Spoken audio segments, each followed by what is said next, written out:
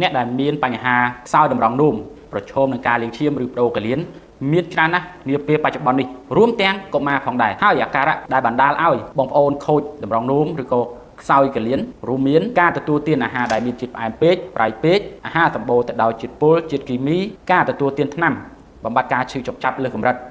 ការទប់នោមយូរពេកការចូលគេងយប់ជ្រៅពេកការបរិភោគអាហារសម្បូរទៅដោយជាតិខ្លាញ់អ្នកដែលមានបញ្ហាជំងឺទឹកនោមផ្អែមឬក៏លើសសម្ពាធឈាមបញ្ហាទាំងអស់នេះហើយធ្វើឲ្យបងប្អូនប្រឈមនឹងការ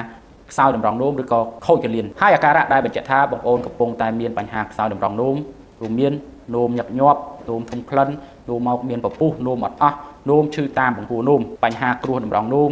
រលាកកពេញប្រូស្តាតបញ្ហាទាំងអស់នេះហើយធ្វើឲ្យបងប្អូនប្រឈមនឹងការខូចតម្រង់នោមដើម្បីទទួលបានដំណោះស្រាយយ៉ាងពិសេសហើយនឹងមានសុវត្ថិភាព